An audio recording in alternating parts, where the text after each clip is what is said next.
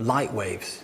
We use the phrase all the time, yet very rarely do we ever see any phenomenon that really exposes the wave nature of light.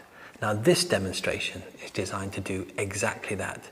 It's really simple to set up, yet it's profoundly surprising. The first part of the experiment is a laser. I'm using green because the eye is most sensitive to green light, so it's really easy to see in a classroom.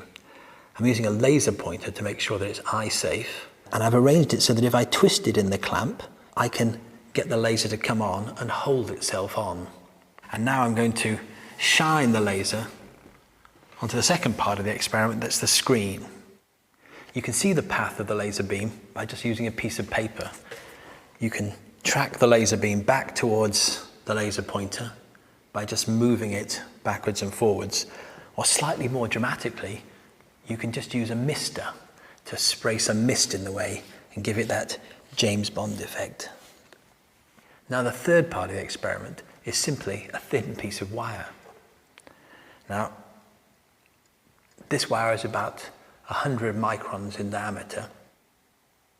If I slide my finger up the wire, you should be able to see it quite clearly. Now the experiment consists of sliding the wire into the path of the laser beam. We then look on the screen to see what's happening. Now, before doing this, I like to ask people what they would expect to see on the screen. And normally, perfectly reasonably, they tell me they'd expect the spot to be obscured by the shadow of the wire. So if this is the spot, they'd expect the wire to move in front of it, something like that. So that on the screen, we'd see a dark line down the center of the spot. But in fact, that's not what we see. Let's take a look at what actually happens.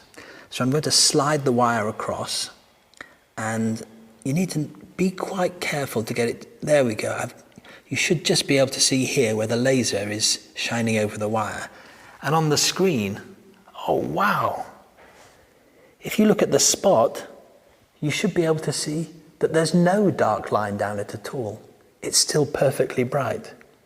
But on either side of it, you can see bright and dark bands extending out many times the diameter of the wire or the laser beam. So the question is, how do we relate this pattern to the wave nature of light? Well, light waves travel from the laser over to the wire, and they diffract around each side of the wire. That is, they're bent to fill the space beyond and behind the wire, extending over to the screen. So in this region, we observe interference between the light waves that have come around one side of the wire and around the other. Where the waves are in phase, that is, where the crest of one wave matches the crest of a wave that's come around the other side of the wire, we observe constructive interference. And that's what leads to these bright regions on the screen.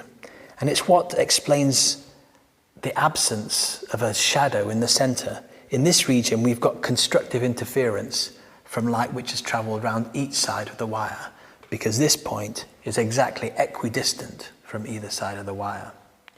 We also observe destructive interference. That's where the light traveling around one side of the wire interferes destructively with the light that's traveled around the other side of the wire.